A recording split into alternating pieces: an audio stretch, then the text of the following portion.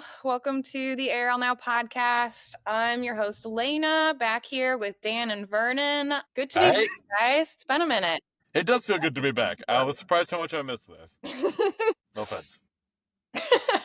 Yeah, that's sort of backhanded, Vernon. Yeah, I didn't expect this, but I actually enjoy you guys' company. It came as a real surprise to me, and everybody I complained about.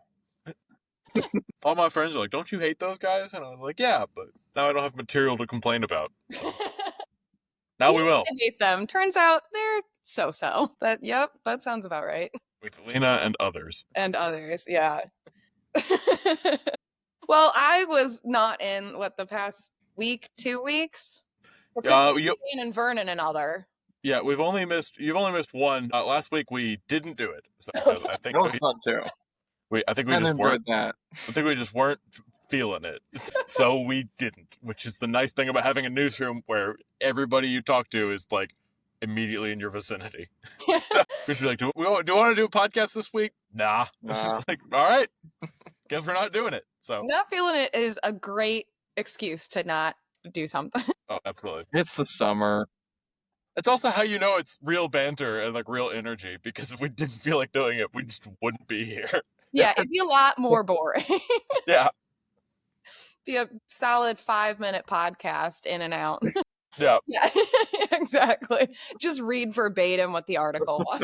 All right. Well, speaking of which, do we want to just go ahead and jump right in today? Yeah, let's do it. All right, great. So our first article today is about the pop-up in Clarendon, the satirical Zine and Street Studio. Yeah, so you guys know the posters around town of like, they were like making fun of James DeVita when he was running for county board. They make fun of like advanced towing.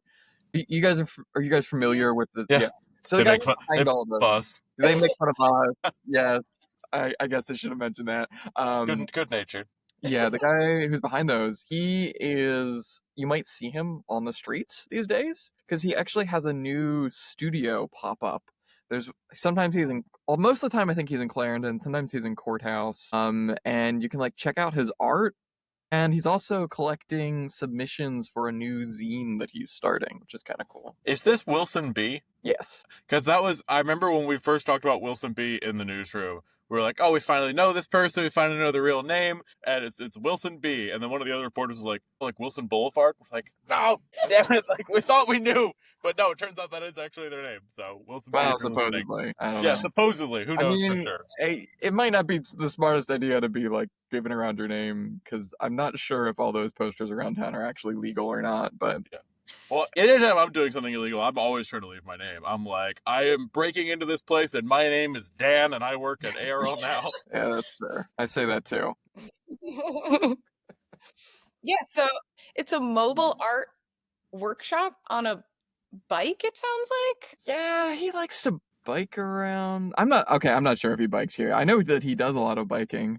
Yeah, I guess it says it's strapped to a bicycle. Yeah, I'm looking at the pictures. That's got to be like a good bit to tow around. That's not like a little like teeny tiny cart. Like he's got a whole setup. Oh, we gotta get Wilson B on the podcast at some point to talk about. So we've talked about doing more guests coming up, and every time I hear about somebody who does something, sorry Wilson, saying like this, I'm like, that sounds like a fun person to talk to. Like, what's it like just hauling this around? Well, what really gets me... Don't ask him about the art. Ask him how you get this uphill. Having a small gallery on your back, how does that go? What really gets me about this is like he's not actually selling the art. He's just like kind of, I just guess, just getting out of the house to make art. I want to do that with my Warhammer figures. I'll be like biking around with all of them on display, and it's like, oh, are you selling them? No, I just want people to look at them and go, oh, that's cool. Yeah, I think we should start doing this at the newsroom, too. Yeah. I'll just be out on the sidewalk. We should bring back heralds. We should go up and down Wilson Boulevard being like, hear ye, BB gun attacks, break-ins reported in courthouse. Yeah, it's like Paul Revere. That's how we do breaking news. Alexandria still has a herald. He still comes to the like big events. I went to one that was this very creepy like secret society meeting in Alexandria. It was underneath the George Washington Masonic Temple. Well, now it's not secret. Now it's now it's not a secret. They were even wearing like these eyes wide shut looking like masks the whole time with little like fake mustaches on it. And yeah, they had their town crier come up and give a blessing for good business. And I was like, this is insane. Wait, a blessing? How does one acquire a job like that? But I guess you go around shouting a lot and you dress. Yeah. Wait. And then when somebody has it, they're like, you know what? I know the perfect person for that. Yeah.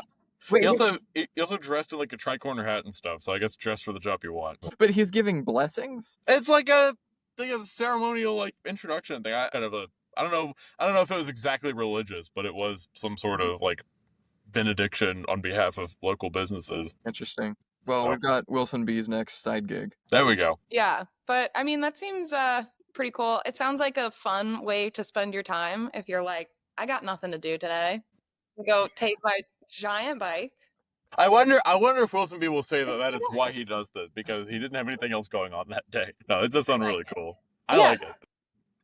Well, he's also accepting, I thought this was cool, he's accepting submissions for his new zine that he's trying to make. So you can make $75 and it just has to be, actually I'm not entirely sure what he's asking for. It's something to do with Arlington County. I guess you write something. I don't want to sound too nice and positive about people in our community, but this does sound great. Like this is where local culture comes from. So good on you. No, I think this is so nice. Well, you say that, and then the first edition is like, why ARLnow?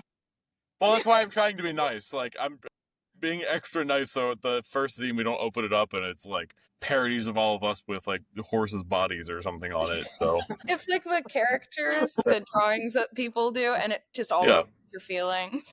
Yeah, exactly. I need to get that done. I'm like, no. Now remember that we on the ARLnow podcast have always been kind to Wilson B and his zines.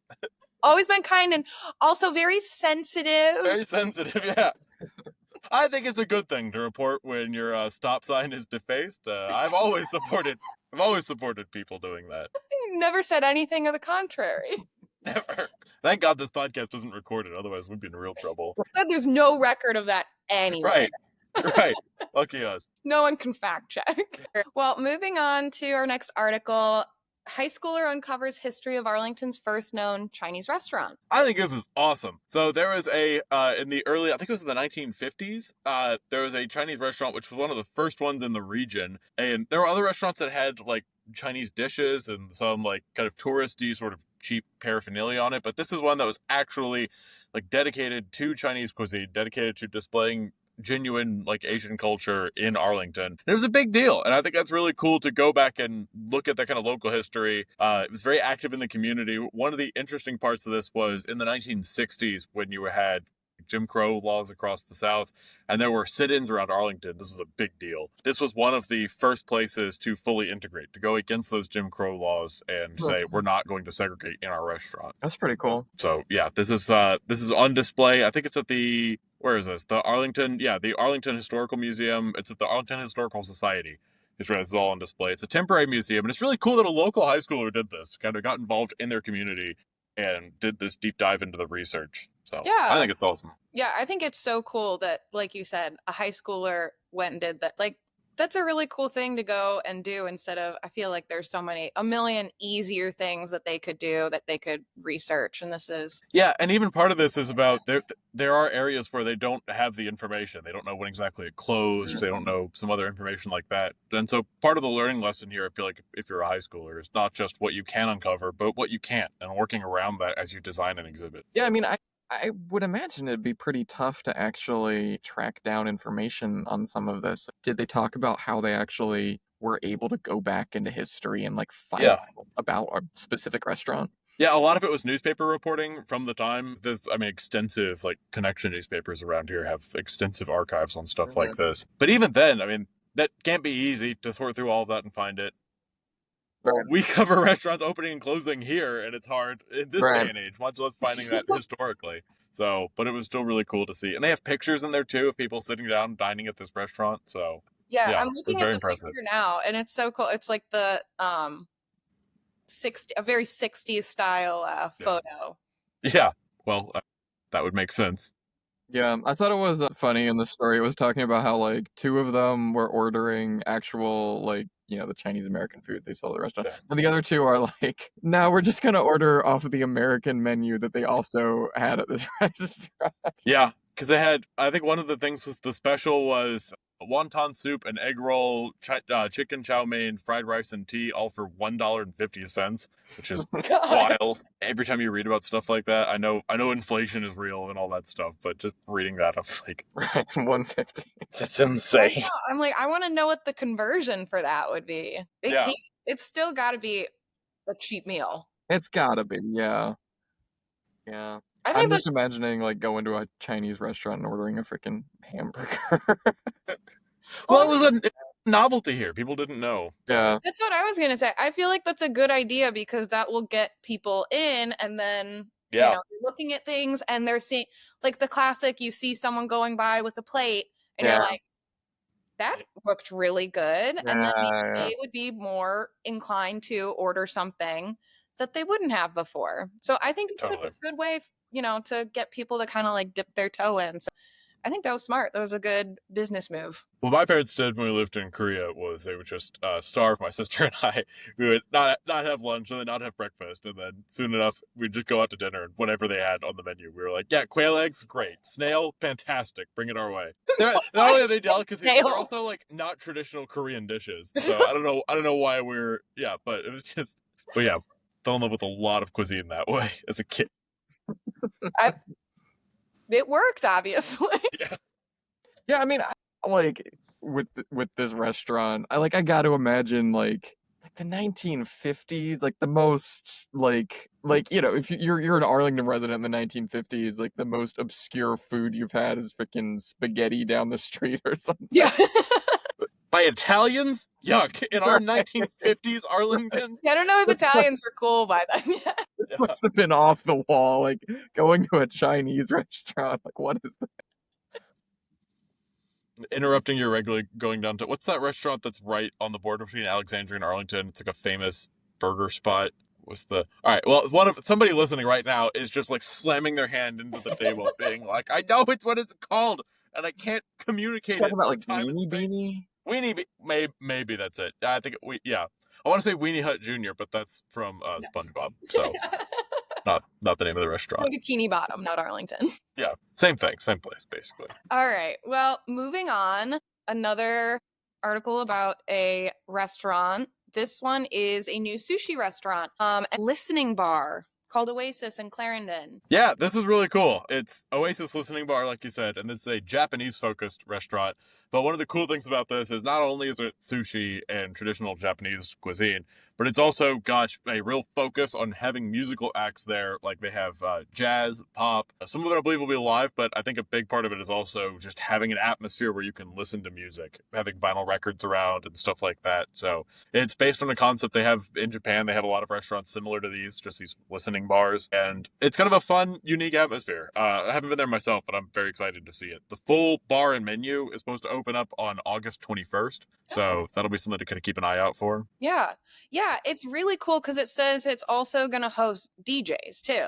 Which is exactly. Like, I think this is such a fun concept. I think this is hopefully going to do really well in the area. I would love to go there. Like, I think it just seems like such a fun spot. Yeah, Clarendon used to have a bunch of like musical act bars and stuff like that, and some of those have kind of died off over the years. Shout out Galaxy Hut, my favorite bar in the area that still does have some live music. But I think this is a nice way of not stepping on anybody's toes with the live music stuff, but still having something that keeps that musical tradition in Clarendon's nightlife alive. So is the idea, is it live music or is it like just a curated like music selection? I think it's kind of a mix of both. It's going to have like live music, host musicians there, but there's also going to have like DJs and just, a general audiophile kind of atmosphere. That's cool. Because I feel like there's some restaurants that like could maybe stand to like think a little bit more about their musical selections.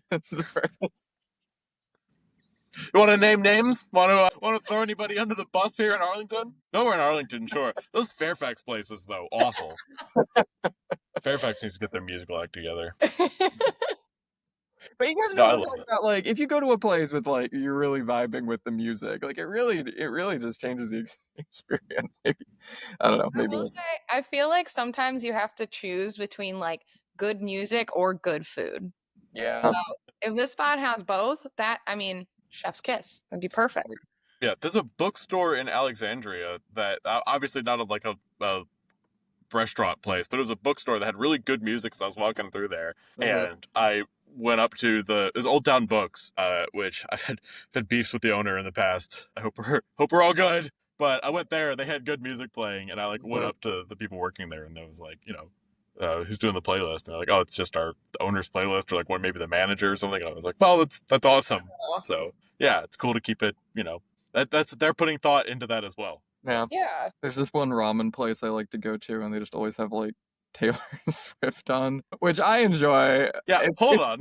Where is this going? This is a positive thing, all right? Okay. Listening to like the 10-minute version of All Too Well as you're eating a giant bowl of ramen. That's the 10-minute version of All Too Well. I most remember from seeing the movie, and that was where everybody in the theater knew you can get up and go to the bathroom during that section, because you can come back and All Too Well will still be playing. I have no comment on the Taylor Swift. Not a Swiftie? I think we've been through this before. Am I the only Swiftie on the podcast? Okay. I don't. Good to know. No comment. I'm not going to get myself into trouble here. Not with the Swifties. I don't know. Arlington doesn't strike me as a big Swiftie place. I feel like I'm the outlier here. So, well, I guess Alexandria had that Taylor Swift bar that closed recently, but it was always like jam-packed. I think Arlington is probably filled with Swifties. Well, sound off in the comments if you love Taylor Swift, I guess. For the record, everyone in the comments, I didn't say I didn't like Taylor Swift. Uh-huh. I think carefully commenting. As cynical and mean as the comments on these stories can be sometimes, I feel like there's not going to be people who are mad about Taylor Swift. I'll tell you that much. Okay, that's fair. I guess we'll find out in the Wilson B's zine, where he very angry at you for making fun of Taylor Swift. I can't believe you would say those things off air that we had to cut out just now. My goodness. I never said anything bad. All right, moving away from the topic of Taylor Swift and onto something else. LGBTQ plus advocates urge APS to defy federal challenges to transgender policies. Dan, this is one of your articles. Yeah, so this is a more serious story. Arlington Public Schools has been under investigation from the U.S. Department of Education recently about our policy of allowing transgender students to use bathrooms that correspond with their gender identity. Like, transgender girl, born, boy, identifies as a girl in Arlington is allowed to use a girl's restroom. And as you can imagine, the Trump administration is not, is strongly opposed to pretty much anything having to do with transgender folks using bathrooms and other facilities corresponding with their identity. So basically, they concluded their investigation. They unsurprisingly said that Arlington's policies they argue that they're contrary to Title IX. And also, unsurprisingly, we now have a bunch of local advocacy groups basically pushing Arlington Public Schools leaders to straight up defy this federal department and continue to stick with these policies that the federal government alleges are against federal policies. Yeah, we saw that in Fairfax too recently. Same thing with the school division. You had people earlier this year, you had the LGBTQ organization in Fairfax having their meetings with the school board chairs and everybody seeming like really close and really tightly knit together. And so I think this is really going to be the test of that is that relationship actually that strong, or are these boards going to kind of turn around and adhere to what the federal government's demanding? Yeah, I mean, it's a messy situation because the U.S. Department of Education has given them like a 10-day deadline. I don't know where they came up with this deadline, and I don't exactly know what they would do if anyone doesn't comply, but they're Yeah, the consequences of this seem super vague so far from what we've seen. They said it'll go to like the Justice Department, I think they said, after that 10-day period if these places don't comply, but yeah, other than that, we don't really know what'll happen. My question is, how would someone would have to like complain for them to know? Right? I don't think there's any shortage of people in Arlington or Fairfax that would complain about something like this. That's true, yeah. Well, actually, to my understanding, a lot of what started this, like the reason that it's targeting Northern Virginia specifically is like there was some organization, some like right-wing institute that was like... Oh, yeah, it was Stephen Miller's group. that was pushing this. Yeah. Yeah, it's, sad seeing things like this. Yeah, we'll see what happens with this, because I don't know, we don't know how much of this is actually going to follow through with it, or if it's something where there's going to be like big threats about it and then nothing happens.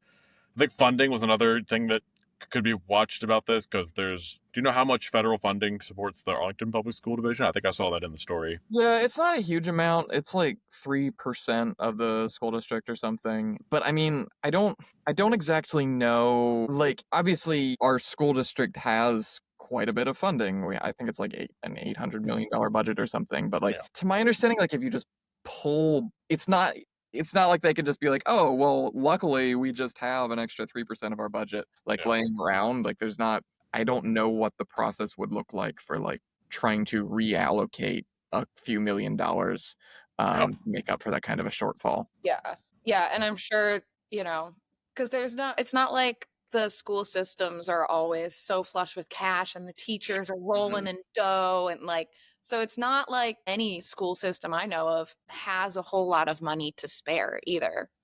Right. They're kind of like really trying to just make things work with what they've got. So 3% could be, unfortunately, like detrimental. Well, see, I mean, they could go after it with the budget, but I mean, if they talk about handing it over to the Justice Department with a Title IX issue, like we could see what else. Again, I'm not really sure what this winds up looking like, but it'll be something to follow for sure. Yeah. Yeah, I'm not exactly sure like what crimes they would be alleging, or like what the Justice Department, like, who do you arrest for this? Right. Like, yeah.